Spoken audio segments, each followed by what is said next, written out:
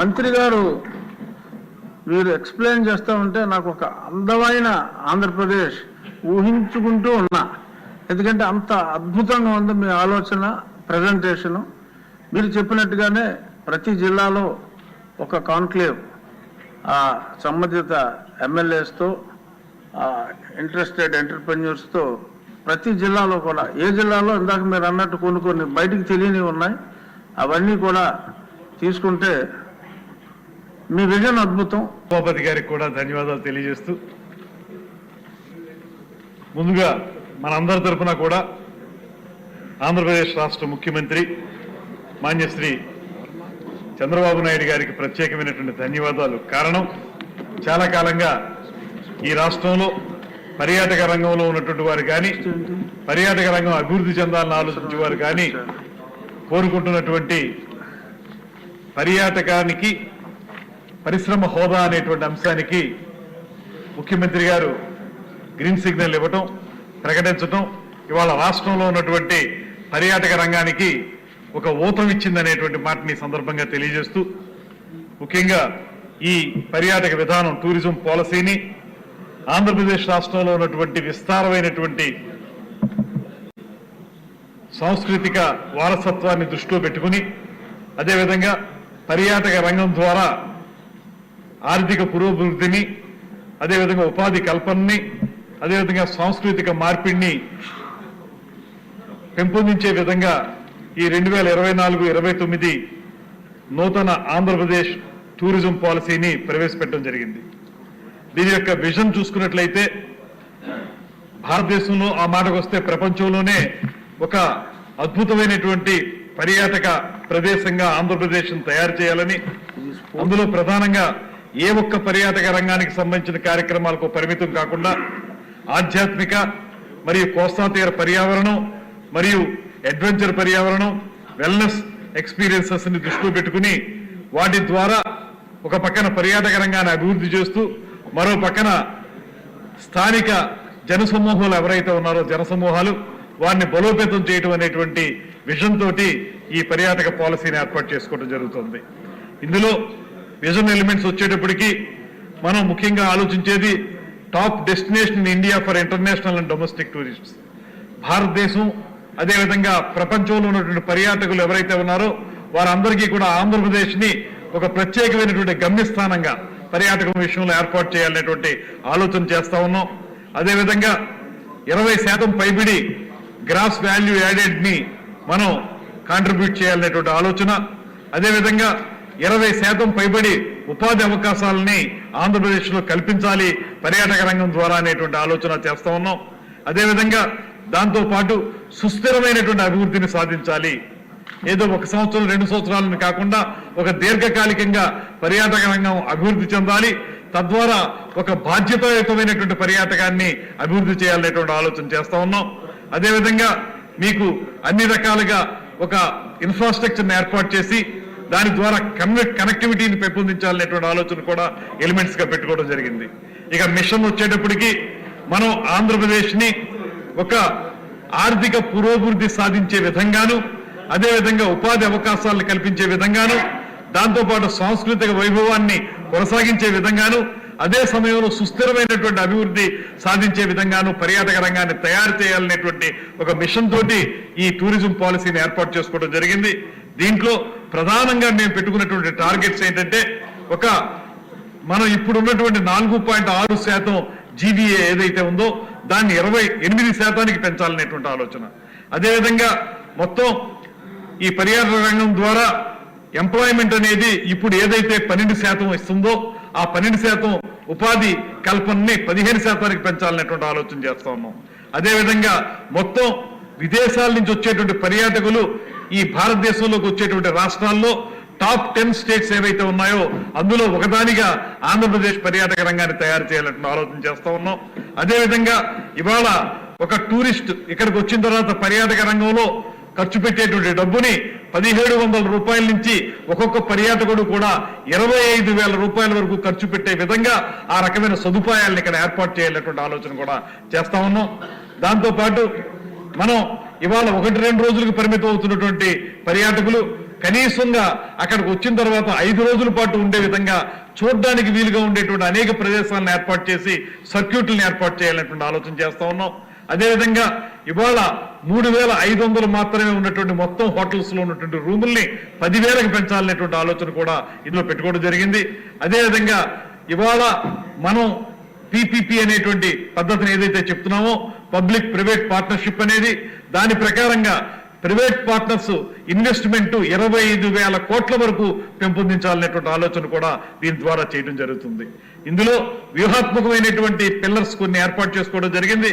అందులో ఇక్కడ మన డైవర్సిఫికేషను, డెస్టినేషన్ డెవలప్మెంట్, అంటే కేవలం ఒకే తరహా పర్యాటక అభివృద్ధి కాకుండా, అంటే మనకు చూసేటప్పటికి ఆంధ్రప్రదేశ్లో 90% పర్యాటక రంగం కేవలం టెంపుల్ టూరిజం మీద మాత్రమే ఆధారపడి ఉంది. అలా కాకుండా అడ్వెంచర్ టూరిజం కానివ్వండి, వెల్నెస్ టూరిజం కానివ్వండి, ఎకో టూరిజం కానివ్వండి, ఇలాంటి విలేజ్ టూరిజం కానివ్వండి, అగ్రి టూరిజం కానివ్వండి, ఇలా చూసుకుంటే దాన్ని డైవర్సిఫై చేసి వివిధ రకాల పర్యాటక విధానాలని నెలకొల్పాలనేటువంటి ఆలోచన చేస్తా ఉన్నాం. దాంతోపాటు demand activation and world class tourism infrastructure, ఇవాళ ఏదైతే మనం సదుపాయాలు కల్పిస్తున్నామో లేకపోతే ఇన్ఫ్రాస్ట్రక్చర్ ఏర్పాటు చేస్తున్నామో అది ప్రపంచ స్థాయిలో ఉండే విధంగా దాన్ని తయారు చేయాలనేటువంటి ఆలోచన చేస్తా ఉన్నాం. దాంతోపాటు మనం professional skilling of man power, ఏదైతే ఈ పర్యాటక రంగంలో ఉన్నటువంటి వారి యొక్క శిక్షణ, వారి నైపుణ్యాలు కూడా పెంపొందించి వారు ప్రత్యేకమైనటువంటి శిక్షణ పొందినటువంటి నైపుణ్యం కలిగినటువంటి వ్యక్తులుగా తయారు చేయాలనేటువంటి ఆలోచన. అదేవిధంగా సస్టైనబుల్ అండ్ రెస్పాన్సిబుల్ టూరిజం అనే మాట ఇందాక కూడా చెప్పుకున్నాం. సుస్థిరమైనటువంటి అభివృద్ధి సాధించాలి. అదేవిధంగా అదే సమయంలో మనం పూర్తి స్థాయిలో చాలా బాధ్యతాయుతమైనటువంటి పర్యాటక రంగాన్ని కూడా అభివృద్ధి చేయాలనేటువంటి ఆలోచన చేస్తూ ఉన్నాం. అదేవిధంగా దాంతోపాటు మరొక వ్యూహాత్మకమైనటువంటి పిల్లర్ ఏంటంటే అది గవర్నెన్స్ అండ్ అడ్మినిస్ట్రేషన్. దీనికి సరైనటువంటి నిర్వహణ విధానాన్ని ఏర్పరచుకోవాలని, మనకు ఉన్నటువంటి అపప్రద ప్రభుత్వ రంగంలో నిర్వహిస్తున్నటువంటి పర్యాటక రంగం కొంత నిర్వహణ లోపం ఉందనేటువంటి మాట వినబడతా ఉంది. ఆ అపప్రదను పోగొట్టుకోవడానికి ప్రత్యేకమైనటువంటి నిర్వహణ సామర్థ్యాన్ని పెంపొందించుకోవాలనేటువంటి వ్యూహాన్ని కూడా నిర్మించుకోవడం జరుగుతుంది. దీని ప్రకారంగా చూసుకున్నట్లయితే మనకి డెస్టినేషన్ అండ్ డైవర్సిఫికేషన్ డెవలప్మెంట్ కింద 7 యాంకర్ హబ్స్ ని ఆంధ్రప్రదేశ్ రాష్ట్రంలో ఏర్పాటు చేసుకోవడం జరుగుతుంది. అందులో విశాఖపట్నం, అరకు వ్యాలీ, రాజమహేంద్రవరం, అమరావతి, శ్రీశైలం, గండికోట, తిరుపతి, ఈ 7 కూడా యాంకర్ హబ్స్ గా మల్టీ స్టే ఐటనరీగా ఏర్పాటు చేసుకోవాలని ఆలోచన చేస్తా ఉన్నాం. దాంతోపాటు 25 దాటి థీమాటిక్ అప్రోచెస్, రకరకాల థీమ్స్ తోటి మనం ఆ రకమైనటువంటి అభివృద్ధిని చేయాలనేటువంటి ఆలోచన చేస్తా ఉన్నాం. అదేవిధంగా బుద్ధిస్ట్ సర్క్యూట్స్, మహాయాన బుద్ధిజం ఏదైతే ఈ రాష్ట్రంలో అభివృద్ధి చెందిందో దాని ప్రకారం అమరావతి, నాగార్జున కొండ దగ్గర ఒక బుద్ధిస్ట్ ఇది సర్క్యూట్. అదేవిధంగా విశాఖపట్నం దగ్గర తొట్లకొండ కానీ ఆ ప్రాంతాల్లో ఉన్నటువంటి విశాఖపట్నం ప్రాంతాల్లో ఉన్నటువంటి ఈ బుద్ధిస్ట్ సర్క్యూట్ కూడా డెవలప్ చేసుకోవాలని, అదేవిధంగా 10 టెంపుల్ సర్క్యూట్స్, ఆ టెంపుల్ సర్క్యూట్స్ కూడా మనకు ఉన్నటువంటి శివుడికి సంబంధించినటువంటివి కానీ లేకపోతే శక్తిపీఠాలు కానీ 12 జ్యోతిర్లింగాలకు సంబంధించిన కానీ వాటికి సంబంధించినటువంటి ఒక ఆలయాలకు సంబంధించిన సర్క్యూట్స్ కూడా ఒక 10 తయారు చేయాలనేటువంటి ఆలోచన. అదేవిధంగా 5 బీచ్ రిసార్ట్స్, ముఖ్యంగా చూసుకున్నట్లయితే 5 బీచ్ సర్క్యూట్స్ అవి ఏంటంటే కోస్టల్ టూరిజం సర్క్యూట్స్ గా తయారు చేసుకోవడానికి వైజాగ్, కాకినాడ, శ్రీకాకుళం, నెల్లూరు, మచిలీపట్నం, ఇక్కడ మళ్ళీ అక్కడికి వచ్చేటప్పుడు ఆయా జిల్లాల్లో వివిధ రకాలైనటువంటి బీచ్ ని డెవలప్ చేయడం అనేటువంటి కార్యక్రమం కూడా చేపడతాం. అదేవిధంగా రివర్ టూరిజం సర్క్యూట్, ఆ సర్క్యూట్ లోకి వచ్చేటప్పటికి Godavari, Krishna, Konaseema and back waters ఏవైతే ఉన్నాయో సముద్రాల నుంచి వచ్చేవి వాటిని కూడా సర్క్యూట్స్ లో పెట్టాలని ఆలోచన చేస్తా ఉన్నాం. అదేవిధంగా 2 క్రూజ్ టూరిజం సర్క్యూట్స్ చేయాలని, దానికి సంబంధించి విశాఖపట్నం నుంచి అదేవిధంగా మనం ఇతరత్ర ప్రాంతాల నుంచి వేరే ప్రాంతాలకు వెళ్ళే క్రూజులు కూడా ఏర్పాటు చేసుకోవాలనేటువంటి ఆలోచన కూడా చేస్తా ఉన్నాం. దాంతోపాటు ఎకో టూరిజం సర్క్యూట్స్ కింద శ్రీకాకుళం, విశాఖపట్నం సర్క్యూట్ ఒకటి, ఈస్ట్ గోదావరి, గుంటూరు సర్క్యూట్ ఒకటి, కర్నూలు, నెల్లూరు సర్క్యూట్ ఒకటి ఏర్పరచుకుని తద్వారా ఎకో టూరిజం ని డెవలప్ చేయాలనేటువంటి ఆలోచన కూడా చేస్తా ఉన్నాం. దీనికి ఏ విధమైనటువంటి అప్రోచ్ ను మనం అడాప్ట్ చేసుకోబోతున్నాం అంటే మనం ఈ విజన్ ని కానీ టార్గెట్స్ ని కానీ రియలైజ్ చేయడానికి ఈ కింద పేర్కొన్నటువంటి కొన్ని అప్రోచ్ విధానాల ద్వారా మనం ముందుకు వెళ్తా ఉన్నాం. Industry status across tourism segments, టూరిజంలో ఉన్నటువంటి అన్ని సెగ్మెంట్స్ కి కూడా ఇప్పటి వరకు లేదు. గడిచిన 5 సంవత్సరాల కాలంలో అయితే పూర్తిగా టూరిజం అనేది పడకేసింది. అటువంటి పరిస్థితుల్లో టూరిజం ని మనం ఒక పరిశ్రమ హోదా కల్పించగలిగితే టూరిజంలో ఉన్నటువంటి అన్ని సెగ్మెంట్స్ లోనూ కూడా, అది ఏ సెగ్మెంట్ అయినా కూడా, హోటల్స్ అయినా కూడా, హాస్పిటాలిటీ అయినా ఏదైనప్పటికీ కూడా దానికి సంబంధించిన సెగ్మెంట్స్ లో పరిశ్రమ హోదా ఇవ్వడం ద్వారా, పరిశ్రమలకు ఇచ్చేటువంటి రాయితీలు ఇవ్వడం ద్వారా పర్యాటకాన్ని ఆంధ్రప్రదేశ్ లో అభివృద్ధి చేయాలనేటువంటి ఆలోచన. అదేవిధంగా destination and thematic circuits develop చేయడం ద్వారా, అదేవిధంగా డైవర్సిఫికేషన్ ఆఫ్ టూరిజం ఎక్స్పీరియన్సెస్, రకరకాల ఎక్స్పీరియన్సెస్ మనకి బొర్రా కేవ్స్ కానీ, బెలూన్ కేవ్స్ కానీ, ఈ ఎక్స్పీరియన్సెస్ ఏవైతే ఉన్నాయో మనకి ఆ ఎక్స్పీరియన్సెస్ డెవలప్ చేసుకోవటం, దాంతోపాటు హై వాల్యూ టూరిజం ప్రాజెక్ట్స్ తీసుకురావటం, మెగా ప్రాజెక్ట్స్ కానీ ఇతరత్ర ప్రాజెక్ట్స్ కానీ, హై వాల్యూ ఉన్నటువంటి టూరిజం ప్రాజెక్ట్స్ ని కేంద్ర ప్రభుత్వ సహకారంతో కూడా ఇక్కడికి తీసుకురావాలనేటువంటి ఆలోచన కూడా ప్రారంభించాం. అది కొంత నడుస్తూ ఉంది. త్వరలోనే ఆ రకమైనటువంటి హై వాల్యూ ప్రాజెక్ట్స్ ని ఆంధ్రప్రదేశ్ కు తీసుకురావడం జరుగుతుంది. దాంతోపాటు పబ్లిక్ ప్రైవేట్ పార్ట్నర్షిప్, ముఖ్యమంత్రి గారు అయితే పబ్లిక్ ప్రైవేట్ మళ్ళీ పీపుల్ పార్ట్నర్షిప్ అనేటువంటిది కూడా P4 అనేటువంటి మాట కూడా వారు చెప్తా ఉన్నారు. ఏదైనప్పటికీ కూడా ఇవాళ ఆంధ్రప్రదేశ్ లో పర్యాటక రంగం అభివృద్ధి చెందాలంటే కేవలం ప్రభుత్వం యొక్క నిధులు సరిపోవు. ప్రభుత్వం యొక్క విధానాల ద్వారా ముందుకు వెళ్ళగలిగినా కూడా పెట్టుబడులు పెట్టాలంటే ప్రైవేట్ రంగంలో వ్యక్తులను మాత్రం ఆకర్షించాలి. వారు వచ్చి ఎక్కడెక్కడైతే వారికి ఆసక్తి ఉందో ఆ ప్రాంతాల్లో వాళ్ళు ప్రైవేట్ రంగం నుంచి పెట్టుబడులు పెడితే పర్యాటక రంగాన్ని మరింతగా విస్తరించేటువంటి అవకాశం ఉంది. కాబట్టి P4 విధానం ద్వారా పర్యాటక రంగాన్ని వృద్ధి చేయాలనేటువంటి ఆలోచన చేస్తా ఉన్నాం. అదేవిధంగా స్పీడ్ ఆఫ్ డూయింగ్ బిజినెస్, అది అన్ని రంగ పరిశ్రమల్లో చెప్తున్న విధంగానే పర్యాటక రంగంలో కూడా స్పీడ్ ఆఫ్ డూయింగ్ బిజినెస్ ని ఇంప్లిమెంట్ చేసుకుని అమలు చేసుకుని ముందుకు తీసుకెళ్లాలనేటువంటి ఆలోచన చేస్తా ఉన్నాం. అదేవిధంగా రకరకాల ఇన్సెంటివ్స్, పరిశ్రమలకు ఏ రకంగా అయితే అవి వృద్ధి చెందడానికి కానీ, అవి లాభాలు సాధించడానికి కానీ ఏ రకమైన ఇన్సెంటివ్స్ మనం కల్పిస్తున్నామో అదే తరహా ఇన్సెంటివ్స్ అన్నింటినీ కూడా పర్యాటక రంగంలో ఇవ్వటం అనేటువంటి ఆలోచనని కూడా చేస్తున్నాం. దీంతో పాటు ఇవాళ మనం చెప్తున్నటువంటిది మొత్తం ఏ అయితే పర్యాటకానికి సంబంధించినటువంటి ప్రాజెక్టులు ఉన్నాయో వాటిని 6 కేటగిరీలుగా మనం విభజించడం జరిగింది. ఒక 1 కోటి రూపాయల ఇన్వెస్ట్మెంట్ తో ఉండేటువంటిది మైక్రో అంటున్నాం. అదేవిధంగా 1 కోటి నుంచి 10 కోట్ల వరకు ఉన్నదాన్ని స్మాల్ అంటున్నాం. అదేవిధంగా 10 కోట్ల నుంచి 50 కోట్ల వరకు ఉన్నదాన్ని మీడియం అంటున్నాం. 50 కోట్ల నుంచి 250 కోట్లు 2 సంవత్సరాల్లో ఉన్నట్లయితే అది లార్జ్ అంటున్నాం. అదేవిధంగా 250 కోట్ల నుంచి 500 కోట్ల పెట్టుబడి పెట్టినట్లయితే 3 సంవత్సరాల్లో దాన్ని మెగా అంటున్నాం. 500 కోట్లు దాటి పెట్టుబడి పెట్టి 4 సంవత్సరాల ప్రాజెక్ట్ గా దాన్ని తీసుకుంటే దాన్ని అల్ట్రా మెగా అంటున్నాం. వీటికి ఇచ్చేటువంటి మనం సపోర్ట్ కూడా వివిధ రకాలుగా ఇస్తాం. అందుకే నిన్న కూడా కొంతమంది మిత్రులు అడిగిన దాని ప్రకారం ఇందులో మైక్రోలో లేకపోతే స్మాల్లో అన్ని రకాల వ్యక్తుల్ని మనం టాప్ క్లాస్ ప్రాజెక్ట్స్ తో పాటు కింది స్థాయిలో చిన్న స్థాయి పెట్టుబడిదారులు ఎవరైనా ఉంటే వారిని ఇన్వాల్వ్ చేస్తాం. స్థానికంగా ఉన్నటువంటి మత్స్యకారులు కానీ ఇతరులు కానీ ఎవరైనా సరే వాళ్ళు కూడా ముందుకొచ్చి మాకు ఈ పర్యాటక రంగంలో ఆసక్తి ఉంది, దీంట్లో ప్రాజెక్ట్స్ పెడతామంటే వారికి ఆ రకమైనటువంటి సపోర్ట్ ఇవ్వడానికి కూడా దీన్ని కేటగరైజేషన్ చేయడం జరిగిందనేటువంటి మాటని ఈ సందర్భంగా తెలియజేస్తూ, అదేవిధంగా ఇతరత్ర స్టాండర్డ్ ఇన్సెంటివ్స్ ఏవైతే ఉన్నాయో అవన్నీ కూడా ఇవ్వడం జరుగుతుంది. దాంతోపాటు additional capacity subsidy of 2% of FCI, fixed capital investment ఏదైతే ఉంటుందో దానికి 2% పెంచడం, వితిన్ 1 year లో కంప్లీట్ చేసే వాటికి, అదేవిధంగా వితిన్ 2 years లో కంప్లీట్ చేసే దానికి ఆ ఫిక్స్డ్ క్యాపిటల్ ఇన్వెస్ట్మెంట్ ఏదైతే ఉంటుందో దాని మీద 2 సంవత్సరాలకి 1% ఇవ్వడం అనేటువంటిది జరుగుతుందనేటువంటి మాటని ఈ సందర్భంగా మనవి చేస్తున్నాను. అదేవిధంగా ఇక మనం జియోగ్రాఫిక్ స్ప్రెడ్ కూడా ఉంటుంది. ఎందువల్లనంటే ఇక్కడ చాలా సందర్భాల్లో ఎక్కువ మంది ఆసక్తి కనపరిచేది ఏమవుతుందంటే ఎక్కడైతే పర్యాటకులు ఎక్కువ వస్తారనేటువంటి ఆలోచన ఉంటుందో అక్కడ ఎక్కువ మంది కాన్సన్ట్రేట్ చేస్తారు. అలా కాకుండా లెస్ ఎక్స్పోజ్డ్ ఏవైతే ఉంటాయో కొన్ని ప్రాంతాలు బయటికి ఇంకా ప్రచారంలోకి రావు, కాబట్టి అద్భుతమైనటువంటి ప్రకృతి సౌందర్యం ఉన్నటువంటి ఉంటాయి. అటువంటి వాటిని ఎక్స్ప్లోర్ చేసి వాటి మీద దృష్టి పెట్టి అక్కడ ప్రాజెక్టులు తీసుకొస్తాం అనేటువంటి ఆలోచనతో ఎవరైనా వస్తే వారికి 5% ఫిక్స్డ్ క్యాపిటల్ ఇన్వెస్ట్మెంట్ మీద సబ్సిడీ ఇవ్వడం అనేటువంటిది జరుగుతుంది. అదేవిధంగా utility services and property tax, industry rates for essential services such as water charges, sewage tax, property tax to reduce cost, attract investments and promote tourism growth. ఏదైతే industries కి ఎలాగిస్తున్నామో మనం అటువంటి incentives దీనికి కూడా ఇవ్వడం జరుగుతుంది. అదేవిధంగా ఎంప్లాయ్మెంట్ సబ్సిడీ టూరిజం ప్రాజెక్ట్స్ ఏవైతే ఉన్నాయో అవి ఎక్కువ ఉపాధి కల్పన చేసేటువంటి ప్రాజెక్ట్స్ ఏవైతే ఉంటాయో వాటికి ప్రత్యేకమైనటువంటి సబ్సిడీ ఇవ్వడం జరుగుతుంది. అవి ఎక్కువ ఉపాధి మీద దృష్టి పెట్టేటువంటి అంశం. ముఖ్యమంత్రి గారు కూడా పదే పదే చెప్తున్నటువంటి మాట, మనకి అన్నిటికంటే కూడా ఎక్కువగా ఉపాధి కల్పించేటువంటి రంగాల్లో పర్యాటక రంగం ప్రధానమైందనేటువంటి మాట.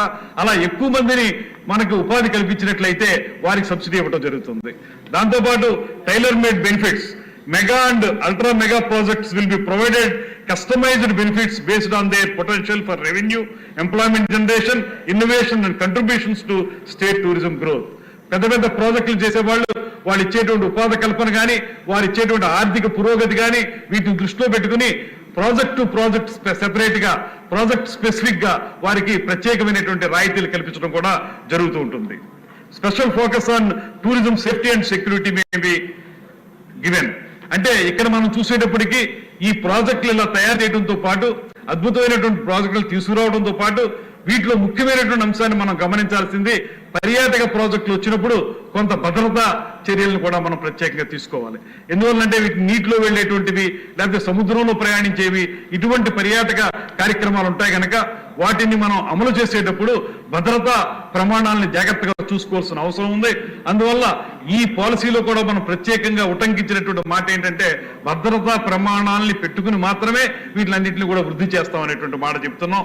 అదేవిధంగా applicability policy shall be applicable to all tourism projects experiences that are registered and commenced commercial operations with in the policy period 24-29. అంటే ఇది ఎందుకంటే రేపు మార్చికి ఇప్పుడు కరెంటు పాలసీ ఏదైతే ఉందో అది కంప్లీట్ అవుతుంది.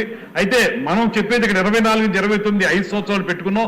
ఈ పాలసీ పీరియడ్ లో ఏవైతే ప్రాజెక్టులు ప్రారంభం అవుతాయో వాటికే ఇవి వర్తిస్తాయి. మళ్ళీ 29 తర్వాత ప్రారంభించేలాంటి ప్రాజెక్టులకి ఇది వర్తించదు.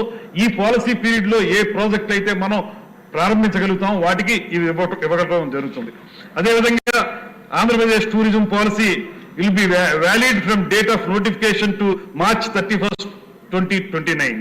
ఇది ప్రత్యేకంగా చెప్పడం జరిగింది.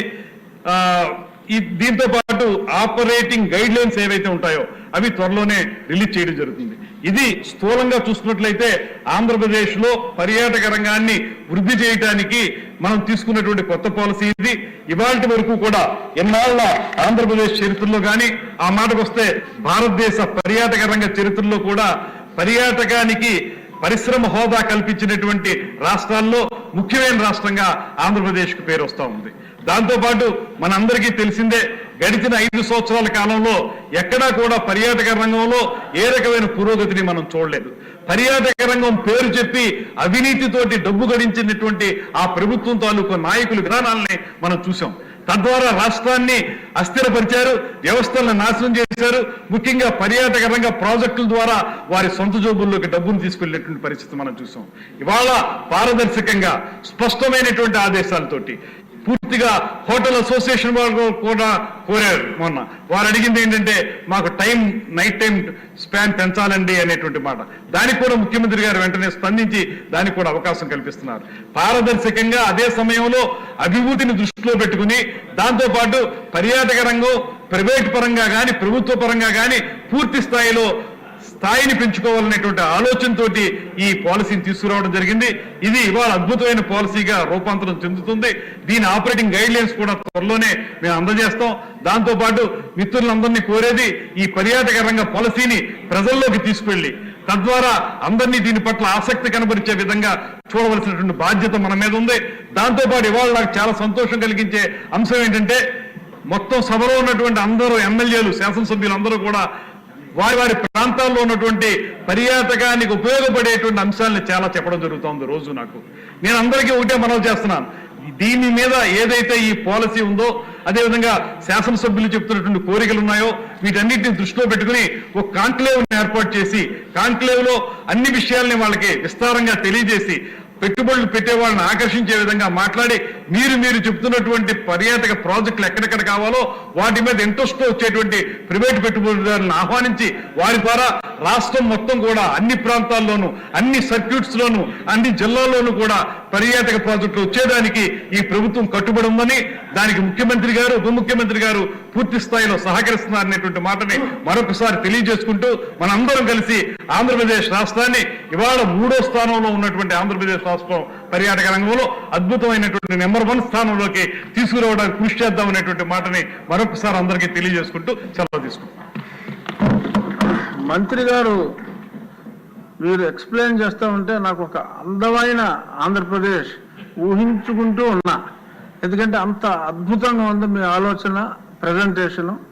మీరు చెప్పినట్టుగానే ప్రతి జిల్లాలో ఒక కాన్క్లేవ్ సంబంధిత ఎమ్మెల్యేస్తో, ఇంట్రెస్టెడ్ ఎంటర్ప్రెన్యూర్స్తో ప్రతి జిల్లాలో కూడా, ఏ జిల్లాలో ఇందాక మీరు అన్నట్టు కొన్ని బయటికి తెలియనివి ఉన్నాయి, అవన్నీ కూడా తీసుకుంటే మీ విజన్ అద్భుతం. మీకు 2 గొప్ప నాయకులు సపోర్ట్ ఉంది.